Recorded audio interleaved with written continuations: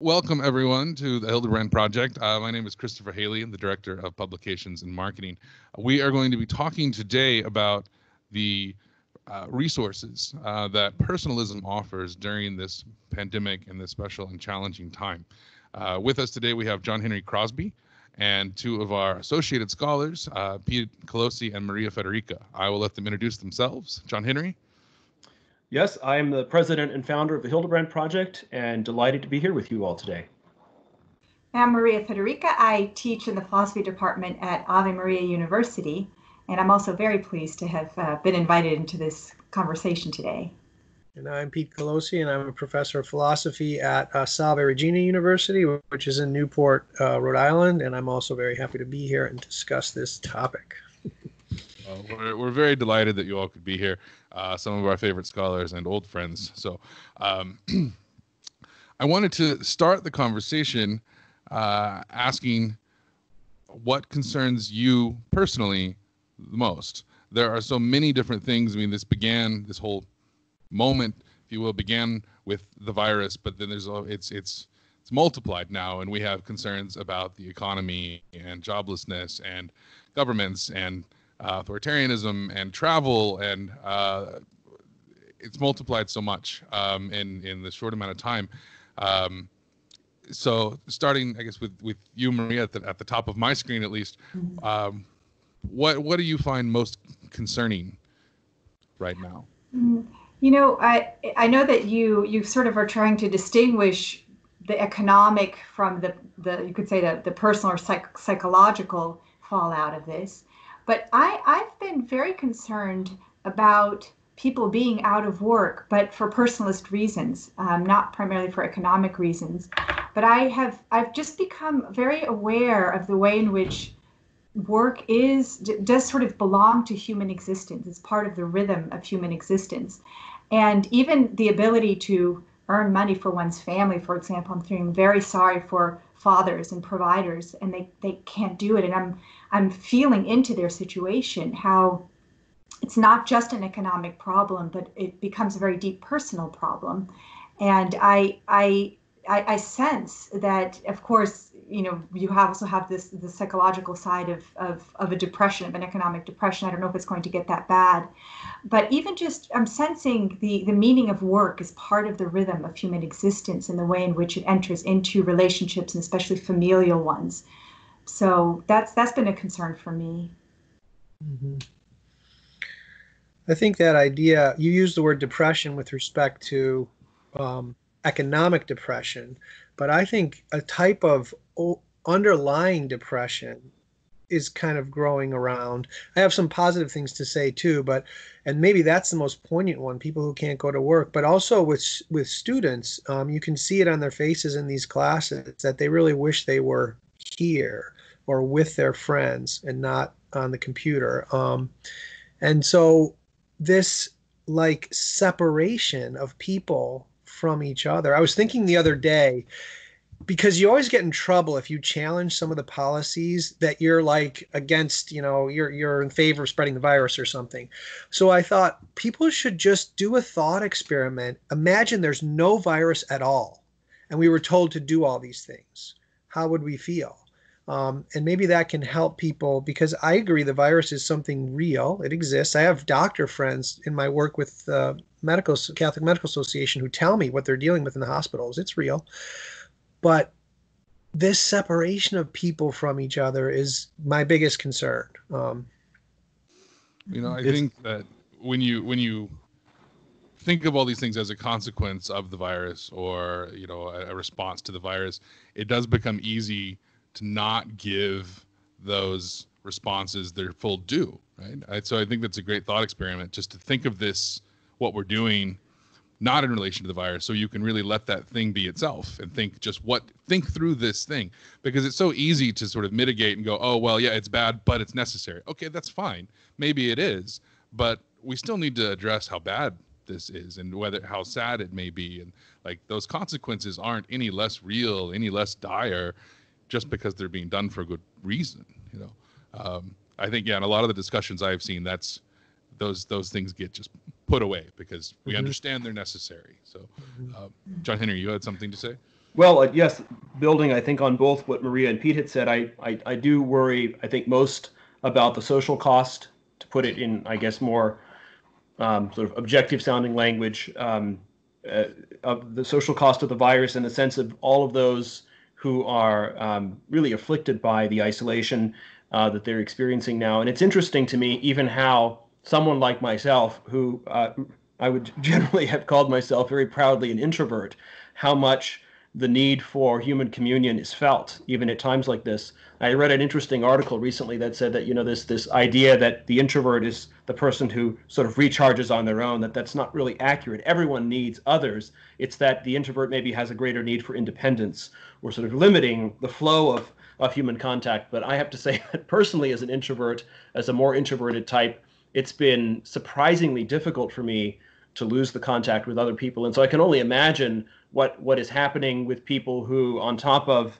being an introvert is not yet a state of mental illness. It's just a disposition. Imagine those who have serious mental illnesses, those who are, of course, those with addiction and so on. I mean, it must be a very horrendous time to be alone. I think, Christopher, you had remarked in one of our conversations also the problem of dying alone, suffering alone, how unnatural that is. So those are my concerns, despite the fact that, it could be that the economic havoc in the end will have sort of the greatest sort of measurable impact over time. That I think that from a personalist point of view, these social concerns are very deep. And of course, I think we all agree there are great opportunities, and we'll talk about that. But I think at first blush, one has to acknowledge how just well, I was thinking before about, Sartre has this horrible line when he says hell is other people, but he didn't write that at a time of isolation and being cut off from people.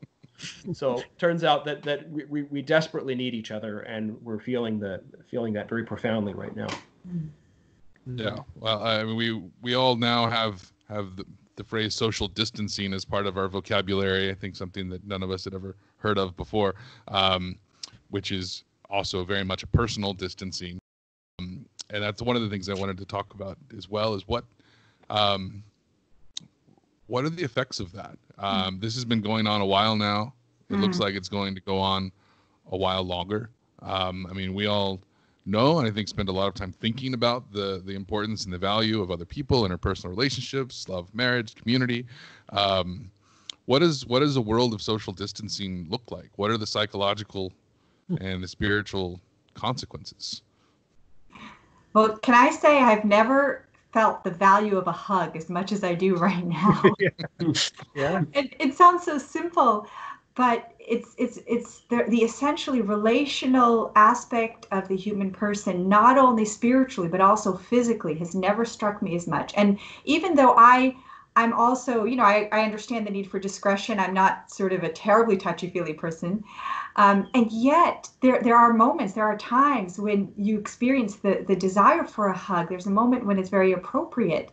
And the knowing, not just because of computer screens before you, but it's almost even more painful when you're with somebody and you know that you can't reach out. It's really, I have experienced the reality of embodiment so deeply through the deprivations that I've experienced, both in terms of physical contact and then, of course, not being able to be with my students, with my family, or with my friends. So that's been very striking for me. And I think on the same level as the hug is the full facial expression and a smile. Mm-hmm. I'm so I don't know which word to pick, but I'm really not happy about these masks. When you go into a store, it's so people won't even look. It's so awkward the first time. I've actually only done it once so far, but it's required here now. So the next time I go shopping, I'll have to. But I remember the first time going up to the cashier and we both had one of those on and we both didn't look at each other because it felt so awkward. Whereas if you have a whole face, there's something really wrong about that. And it's analogous to the hug thing. It's the same thing. And that's very disconcerting and sad about human connection. Mm-hmm. What occurs to me, and maybe this is a way of transitioning to the opportunities, that these deprivations are very real. We feel them all. Then the question is, what do we do with them? And I think that again, there may be situations where people are more confronted with consequences that are not so easy to control. I mean, the people who suffer from profound emotional or mental illnesses, those that's not just in our control to deal with. But on the other hand, I have found, for example, that the sort of the havoc that all of this has sort of created, for example, in my work, and the fact that I've had to be at home a lot more with my family, which initially was very stressful to sort of manage, sort of being responsible, doing my work, and being attentive to them now that I was in their midst all the time. And I have to say, it took me a couple weeks, and I think it probably got hardest by maybe week 3, where the sort of disruption to sort of normal life really sort of, I started to feel like maybe my work was just now going to be out of control, and can I continue to do what I have to do? And then there came a point, though, where I don't want to say it was entirely voluntary, but I mean, I was constantly trying to accept the circumstances and sort of acutely aware of the fact that if I don't respond well, I mean, that will be perceived by my children and so on. And what's happened has really surprised me, which is that personally, I spend more time at home, and I spend it in a more conscious way at home. I mean, so often I would come home sort of with the thoughts of the day whirring around in my head. And so I feel that when we talk about presence, Pete, you talk about the problem of not seeing the other face, that in many respects, my ability to be present to my family, granted, I have the good fortune of, at least being quarantined at home with a family. That's not the case for everyone, but that has definitely grown. That has been a real gift, such that I have thought to myself, even though this is probably not sustainable in the long run to sort of live so much at home and the like, that it's in some fundamental ways better and truer than the way I was living before. In other words, I was trying to get to this kind of level of presence, and I couldn't. It takes a pandemic. Wow. What you just said reminds me, we were having a joint class, and 5 professors were in on it. Actually, we were talking about the ethics of triage with a biology and a philosophy class. But at the end, the moderator asked us all to say something to end on a positive note. And you reminded me of one of my colleagues. They have a 2-year-old, and she said that every day we would fight with our child to get him to go to daycare. And now he's happy as a clam. He has both of us all day long. And her first remark was, maybe we should all become like 2-year-olds. But then, she was commenting, because he doesn't know about the virus. He's just happy to be with his mom and dad. He's like, oh, this is better. And but the thing is, her comment about that, and yes, like you, she said it's harder to get the work done. But the thing is, there's this sense that people are getting, I think, of the importance of family and family life and that togetherness. And I think the 2-year-old was right. He just expressed it in yelling, but he was, and so I think people, that might be one positive. Yeah. So I live in a community which is it's sort of an enclosed community, and it has a walking path. It's a mile long around a lake, and we live pretty much on that walking path, and we've lived here for 5 years. I never knew that so many children lived in this community until the pandemic, and it is astonishing. So almost throughout the whole day, you see families out for walks. And I thought, because I've lived in Florida, so I thought maybe everybody who lived here was old. But it turns out that there are families here. And now you hear the joyful shouts of the children. You see both parents out. It's not like just one parent, but you see both parents out. It's really extraordinary. And so that's a silver lining of what's going on. Yeah. And again, I'd be the first to acknowledge that, when you see those kind of scenarios, that's often because there's some level of good fortune, right? I mean, maybe, for example, all of us, we still have our work, and I'm acutely aware of the fact that many people who are home because they've been laid off, and I'm sure there's levels of desperation that they're feeling. So I'm grateful for the fact that I've sort of have the negative effects of the pandemic without the worst of them, such that these silver lining experiences can happen. And I can only hope and pray that those who are unemployed or more directly hit, that they will also experience those silver linings in perhaps even more difficult circumstances. And I only say that because I I seem to be in a world where, well, we all live in a polarized world, so I sort of run between people who are sort of dismissive of the virus and then people who take it maybe so seriously that the world's come to an end. So I'm always I want to around those who are dismissive at least honor the fact that I really do believe this is a real thing, and it's affecting people very profoundly. But in any case, however serious the virus ends up being, I mean, it's having these real world impact on people, and I think we should be always mindful of the fact that we are fortunate for now. Yeah. For now. Well, go ahead, Maria. Well, just something that you said, John Henry, I think it brings up food for thought. You were in a way you were sort of, it sounded like you were weighing sort of the pandemic, in other words, the virus itself, and other things. Yes, the virus is very real, and we have to take that seriously.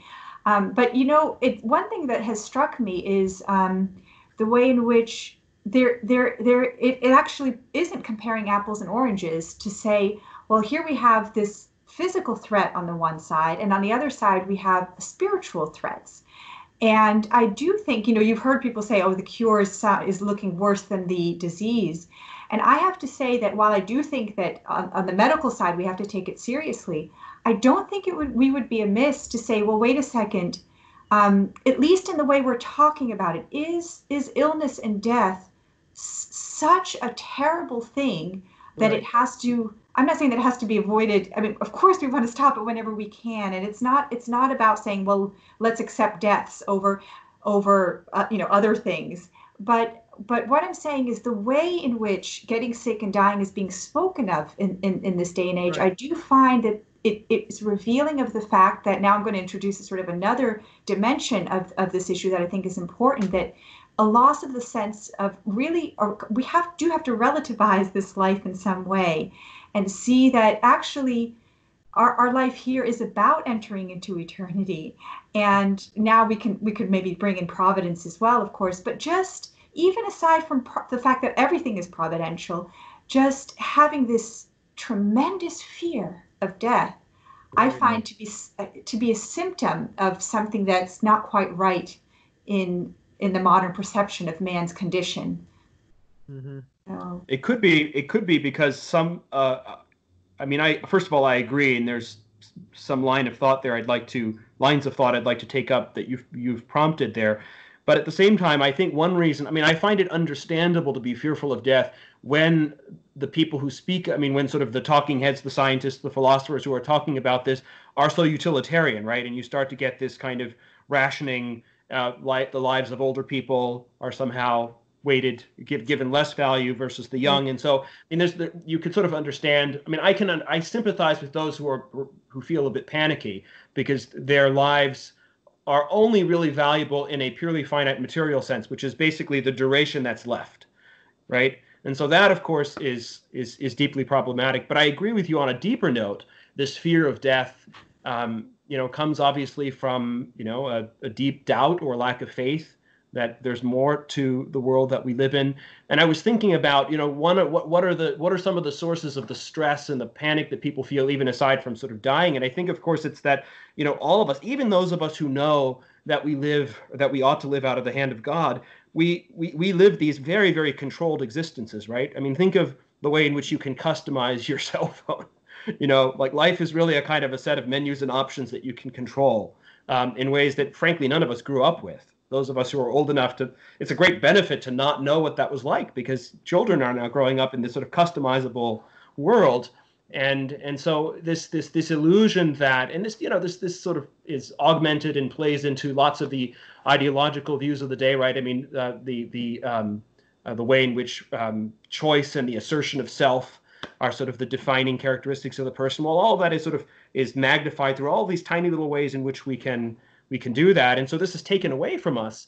But when I think of sort of personalist resources here, I think it's made me think a lot about particularly what von Hildebrand says when he speaks about the heart, and he addresses this issue of, well, what is the meaning of, for example, the emotional life where so much of it is out of our control, right? Where joy, sorrow, loss, etc. These are things that arise in us, and of course we have to have to sanction them or disavow them. But he says in many places, he says, man is greater than that which lies in his immediate control. Man is so much greater than what lies in his immediate control. And it seems to me that that's one of the great gifts of this moment, if one can embrace it. Rather, if we see this nothing as this is a loss of agency, a loss of control, and it's only going to be better when we regain that, well, then the whole lesson of this has been lost, it seems to me. But if we can and I think this is a challenge even to those of us who generally sort of preach and espouse the importance of sort of aspects of our personhood that are not in our immediate control, because we can control our lives so completely, right? So this seems to me an opportunity and a great gift and a way of living in a way that then makes things like the reality of death less fearsome, because so much of what's most important in our lives is not sort of under our ability to dictate it. So anyways, that's a kind of a lengthy train of thought, but this idea that we're sort of being challenged to see ourselves primarily as sort of agents of action, agents of, our own masters of our own destiny. That's being now maybe in a way the world will find its way back to something where everyone feels that level of control, but I think it would be a loss. I think personalism can sort of shed light on the value, the meaning, the appropriateness of living in such a way that we are not, we don't see ourselves as these pure sort of agents. Maybe that can be one of the things that this video, people watching it, maybe we ourselves.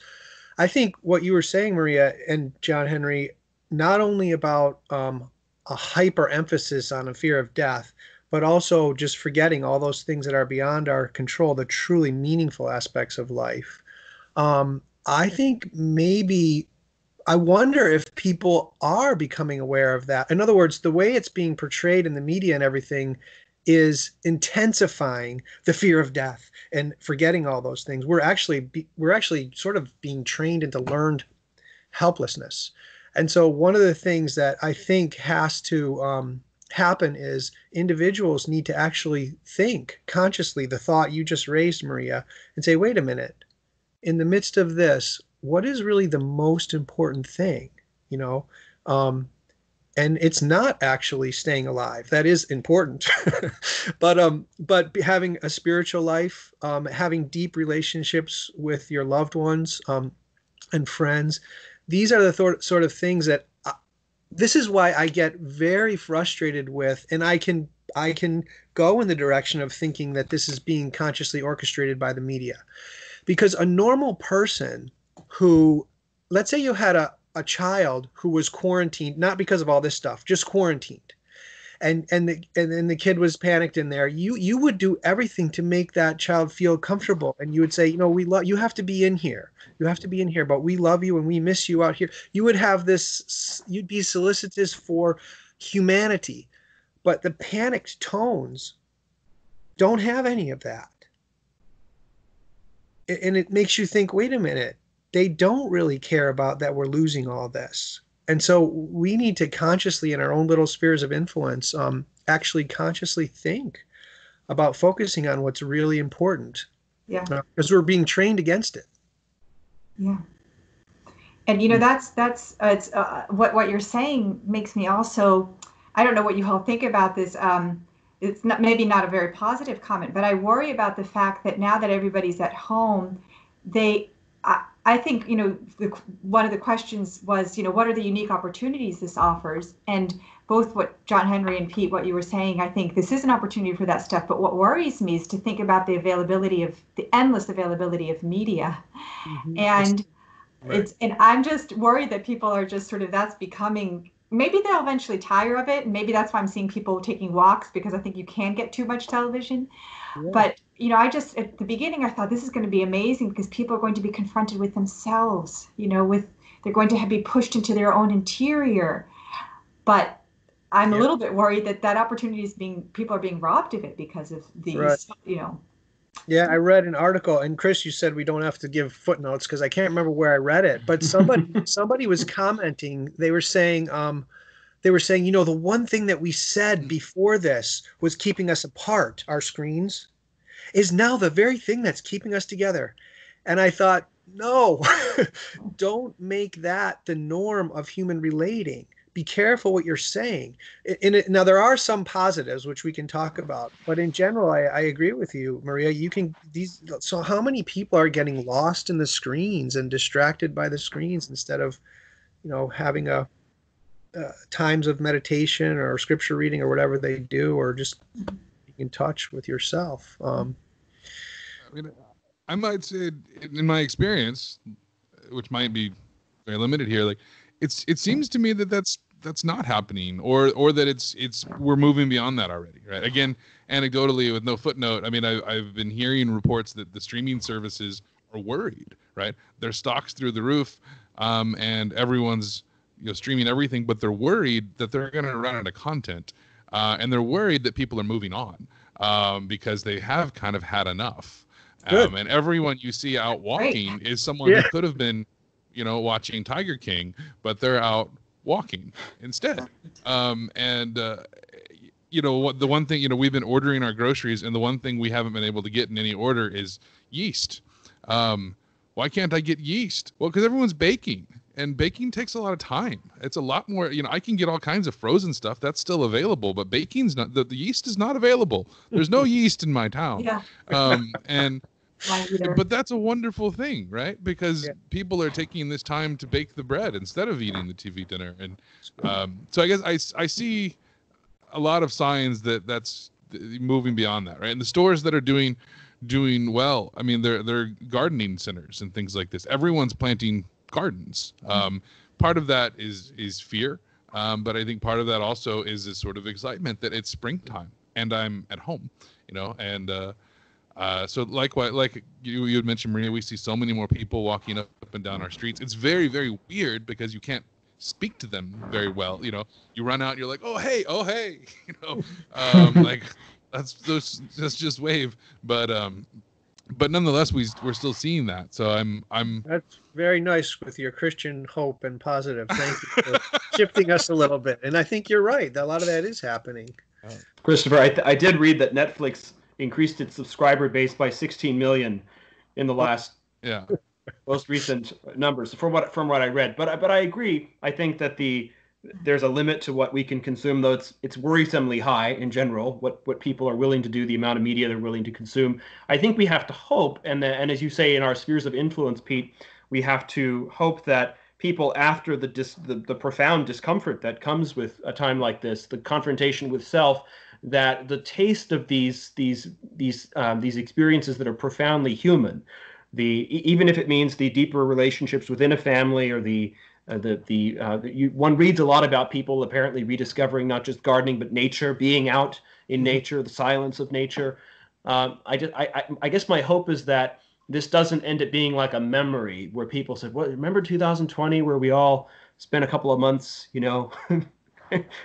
like living in the 19th century and being outside and planting our gardens, and then we were back to our crazy sort of media-driven life." That would be seems to me a great loss. That's just one of the things actually I wanted to talk about, because I think we've hit upon, actually, to me, a surprising number of positive things for a pandemic.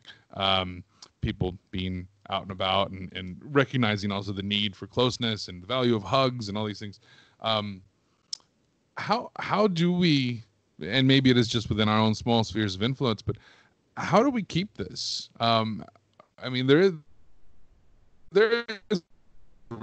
risk it would become somewhat normal, whatever, or what is the new normal, I guess, going to be? Do you think that some of these insights are going to, become sort of enduring changes? Is there something we can or should do to help further that?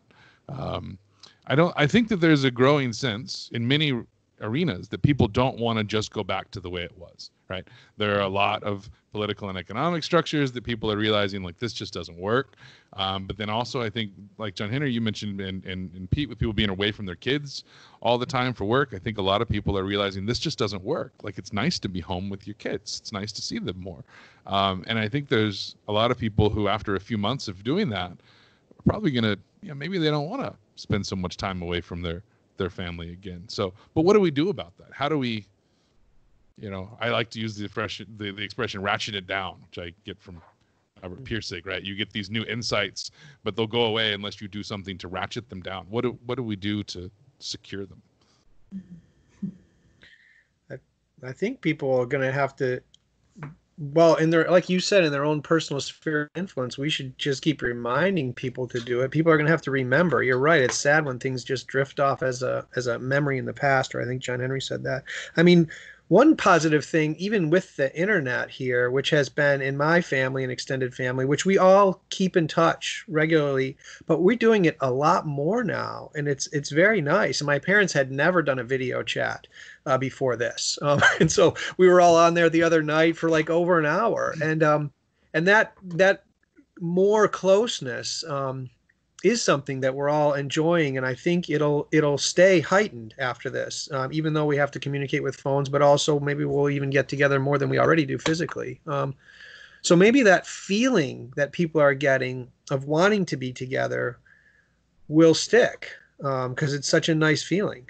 Well, I have sort of two competing thoughts. The one is that, the first is that it seems to me that a lot of the staying power of this will have to do with not just sort of what people perceive to be like it's nice to be with my child, as you said, Pete, but the kind of decisions we're willing to make these experiences enduring, right? I mean, it might mean that a family rethinks the economic structure of the family. Are both parents working?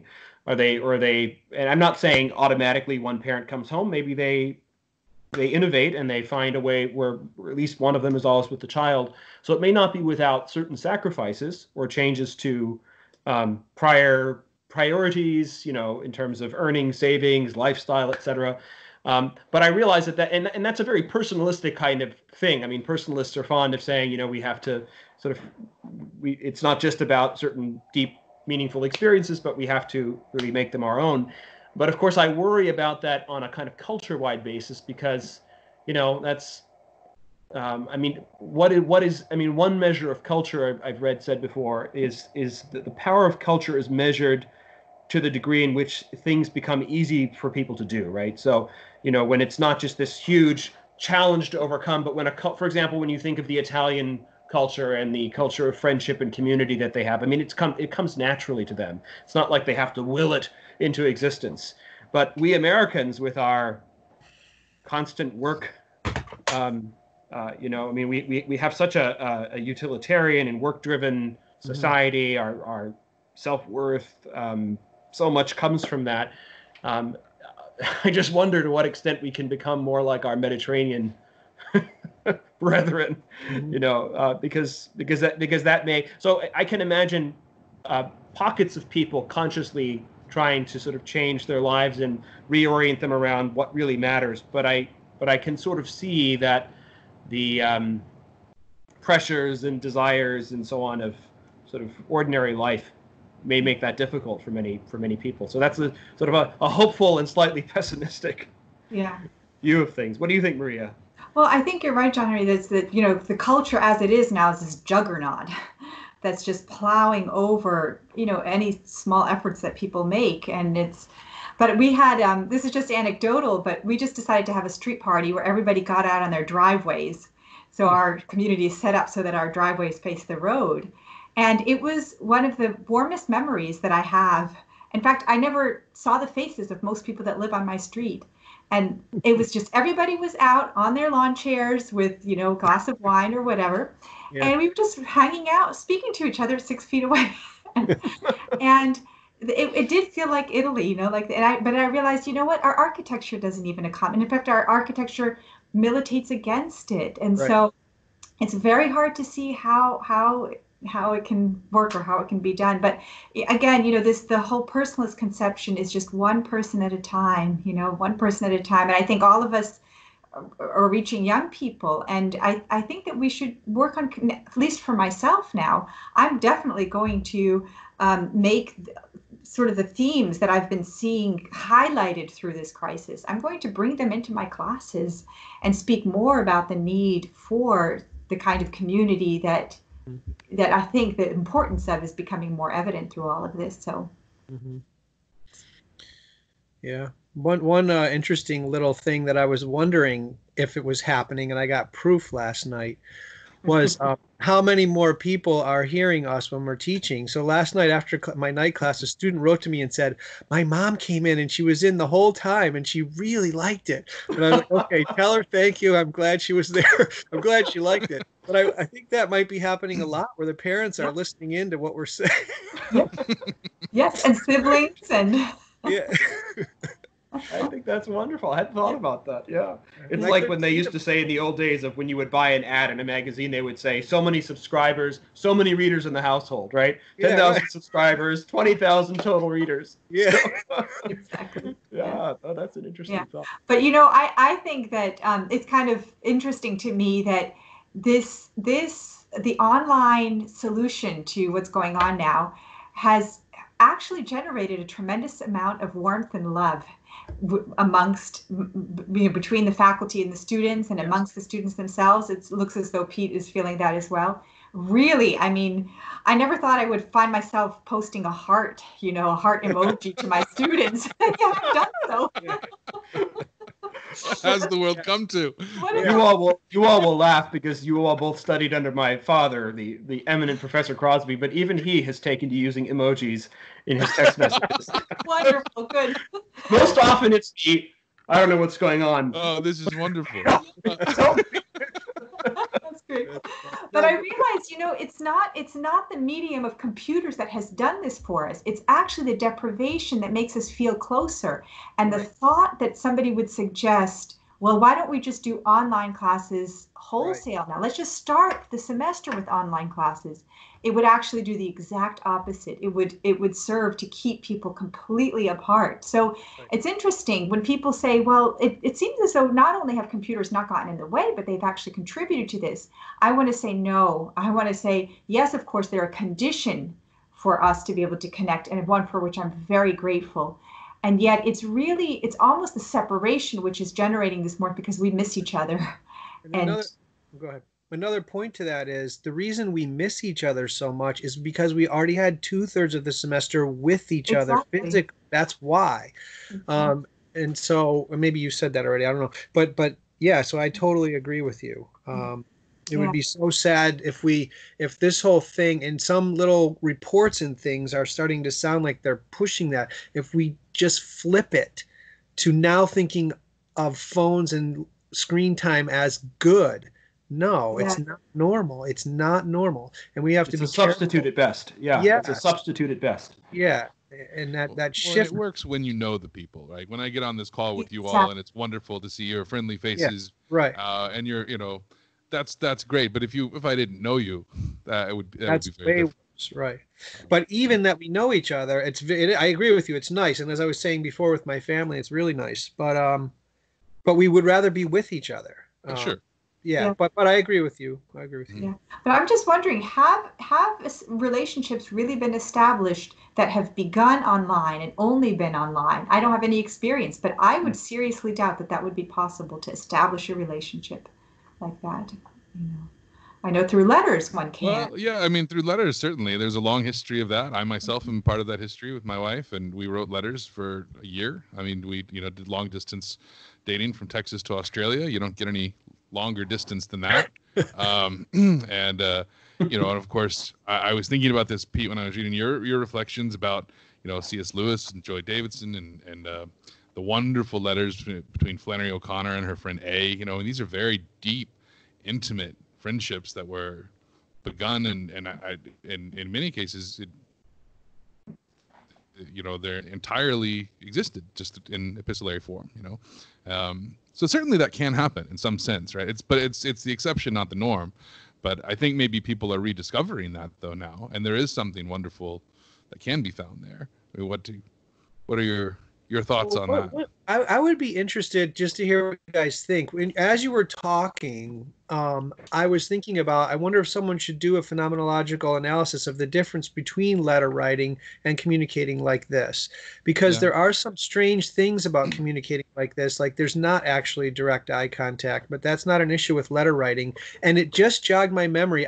Someone the other day told me that she finds talking on the phone more fulfilling than this with someone she was talking to. And she explained it well, but I can't remember why now. But there was some difference between just having a phone conversation that's flowing versus this, that she found better on the phone. I don't know if that's true for everybody, but Well, I find that I can access my head when I'm on the computer, but I can't access my my interiority, my deeper interiority very well on a computer screen. Of course, it's easier with people that I'm closer to begin with, but that's been my experience. And that's really interesting, because when you're writing a letter by hand, you are pouring your heart Right. out. Okay, that's a great point. Yeah. And it's very physical still, and I mean Right. that's an important part of it. So I do think that is very different. Yeah. I think a letter also has the wonderful character of allowing, unlike the immediacy, even a face-to-face communication, which I think is obviously extraordinarily rich. There's the meditative, contemplative element. Even the fact that I can pour out my heart or develop my thoughts, knowing that there's an opportunity to sort of put it down, and then it's sent, and the person reads it sort of at a later moment, introduces somehow a different rhythm that I think is very important. In other words, decipher my handwriting, which takes a while. I could never imagine my life being reduced to exclusively, if I had to go all in person all the time and I was never allowed to write anything to someone, I think my ability to communicate with people would just absolutely fall off the cliff, because there are aspects to and I understand that may be in part typical of myself, but I think anyone who has had these epistolary relationships or has written letters knows that there's something very particular to that. I think one of the challenges with being on the screen, which may be in part generational, is that it feels awkward. And I'm always in awe of younger people who seem to be sort of like almost unconscious of the camera that's right in front of them as they're being themselves. I can never quite just be myself if I know that I'm on camera, but that seems to have fallen away with younger people in ways that I find very, I mean, they're digital natives, as the phrase goes, and we are not. Yeah, my 1-year-old loves FaceTiming with her grandparents, and she finds it very natural. It's interesting actually to watch as this has become more a part of her life, and we generally keep screens away except for this, but because it's very interactive and it's communicative. But she gets excited. She knows the people, and it's interesting for me to watch because it's so different than anything that I had. I don't know what will come of it. We'll see. Maybe we'll really regret this in a few years, but we'll have a different sense of reality. Yeah, but she knows it's people though. So I don't know. Yeah, I don't know what will come of that, but it is, I think, in any case, of some value that people are having to re-examine and explore some of these other means of communications, and nothing else that we'll highlight as we've pointed out the difference and the things that are lacking. But I want to move on to one more question, and probably our last question.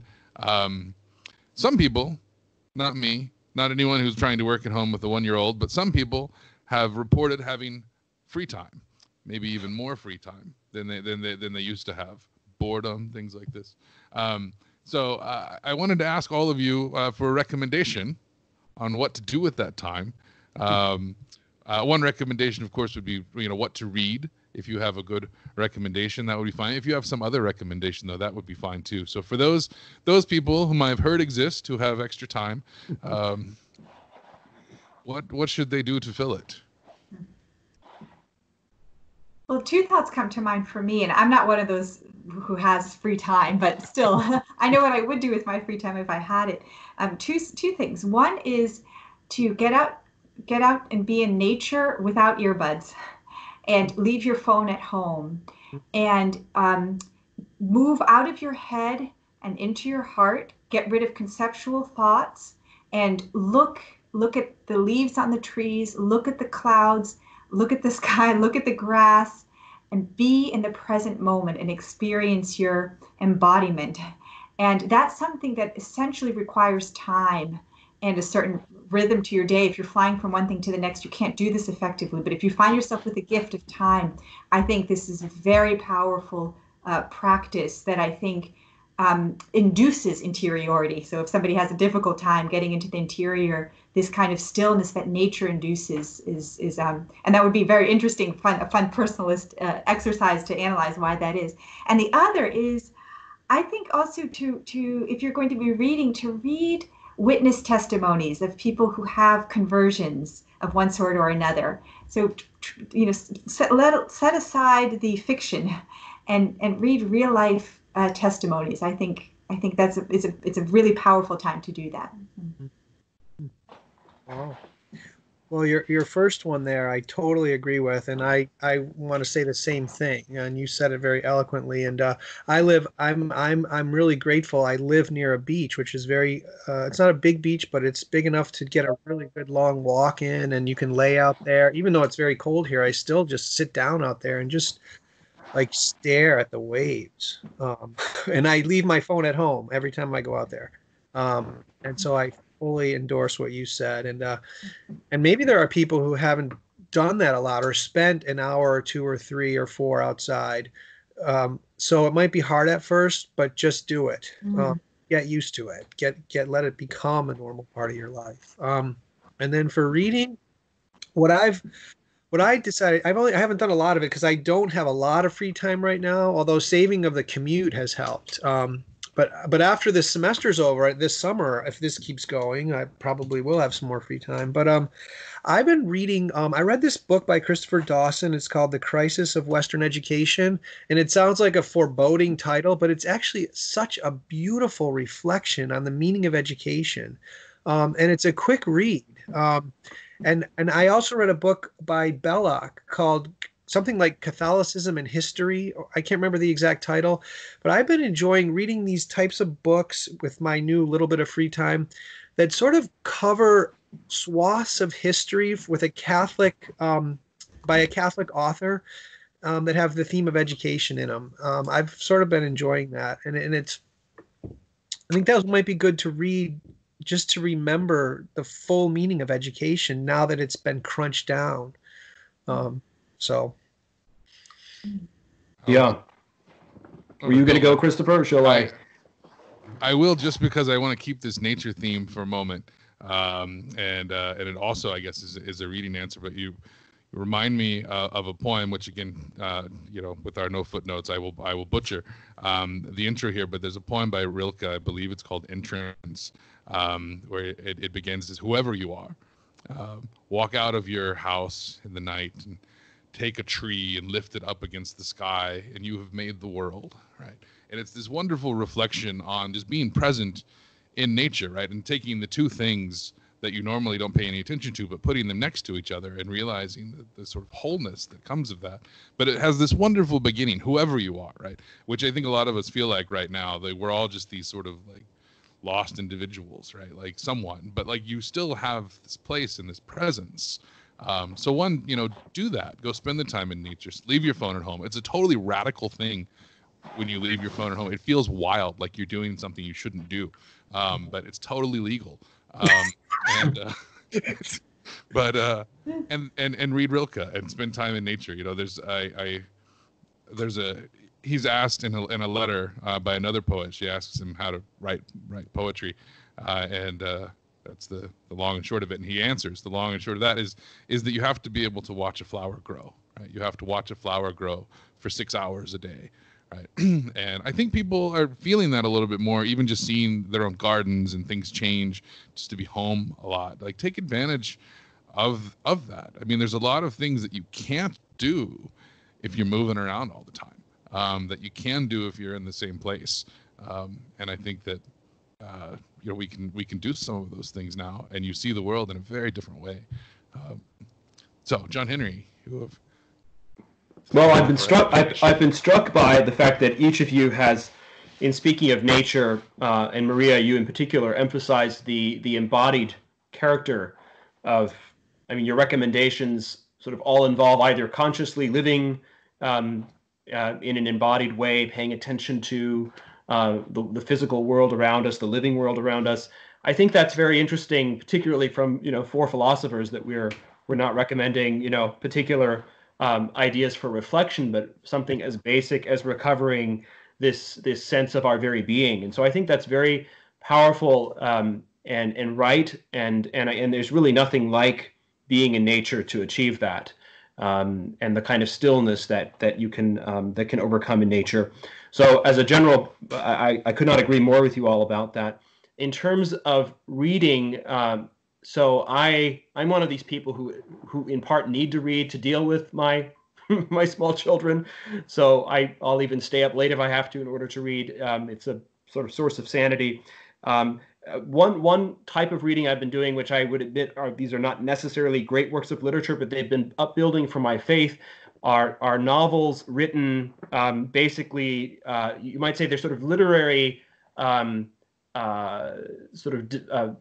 stories that take advantage of the many gaps in the Gospels to fill out characters and sort of create in flesh and blood sort of the world that Jesus would have lived in, his disciples. So, I mean, if you think of books like Vadis or The Robe or Ben-Hur, these aren't necessarily, some people will think of them as potboilers, but and I read them, as a teenager. For example, The Robe I read as a teenager, and for me it was a romance then, but it's a very profound book as well. And Michael O'Brien's book Theophilus is a particularly profound book. It's about the author of the letters addressed to Theophilus, and who is this Theophilus? And he develops the idea of a foster father of St. Luke in a wonderful way. So that's maybe the best of those books. So anyways, that's kind of a genre that I have found in general very moving.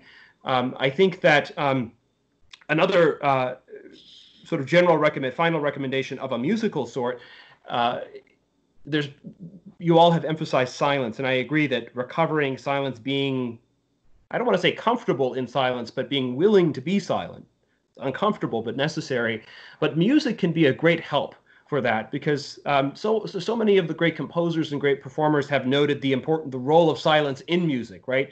You have I forget who has said it, but an oft quoted line is that the most important part of any piece of music are the moments of silence between every note, right?